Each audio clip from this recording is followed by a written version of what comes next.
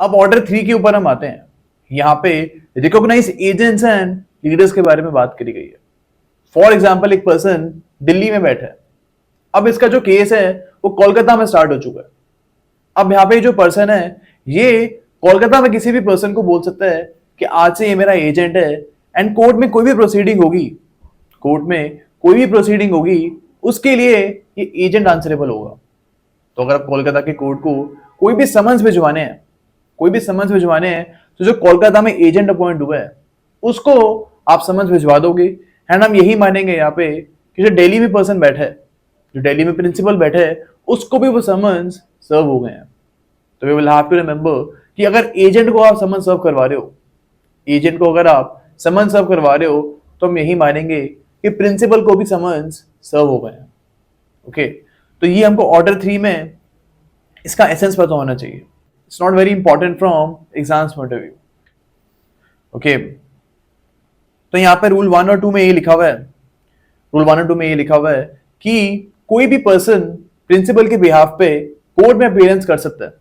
तो कोई भी एजेंट को अगर आप बोलोगे कि आज से आप मेरे एजेंट हो, तो ये एजेंट जो है प्रिंसिपल के बिहाफ पे कोर्ट में जाके अपीयरेंस कर सकता है एक सिविल केस पे। तो एजेंट्स के रिस्पेक्ट में हमको ये चीज याद रखनी है। अब प्लीडर के लिए भी यहाँ पे रूल्स गिवन है कि जो वकील हैं उनको आप कैसे अपॉइंट कराओगे। यहाँ पे लिखा हुआ है जो डॉक्यूमेंट इन राइटिंग है, यानी जो क्लाइंट है वो एक डॉक्यूमेंट पे साइन करेगा दैट आज से ये पर्सन मेरे वकील होंगे, ये पर्सन मेरे प्लीडर होंगे। इसको हम वकालतनामा भी बोलते हैं। तो यहाँ पे ये लिखा हुआ है that you will have to sign a document in writing, जिससे ये पता लग जाएगा दैट आज से ये जो क्लाइंट है इनके ये पर्सन प्लीडर है। तो आपको डॉक्यूमेंट में राइटिंग के थ्रू ये चीज लिखनी पड़ेगी। ओके, अब यहाँ पे लिखा हुआ है कि जो ये प्लीडर और क्लाइंट का रिलेशनशिप है, जो वकील और क्लाइंट का रिलेशनशिप है, ये तब तक चलेगा जब तक आप कोर्ट में एप्लीकेशन नहीं डालते हो कि आज से मेरे को अपना वकील चेंज करवाना है। ओके, या फिर जो केस है जब तक वो खत्म नहीं होता तब तक ये रिलेशनशिप चलता रहेगा। या फिर अगर क्लाइंट या प्लीडर में से किसी की भी डेथ हो जाती है तो भी जो रिलेशनशिप है ये खत्म हो जाएगा। तो हमको ये चीजें याद रखनी है कि कौन से सर्कमस्टांस में जो क्लाइंट और प्लीडर का रिलेशनशिप है वो खत्म हो सकता है। ओके, अब रूल 5 पे हम आते हैं।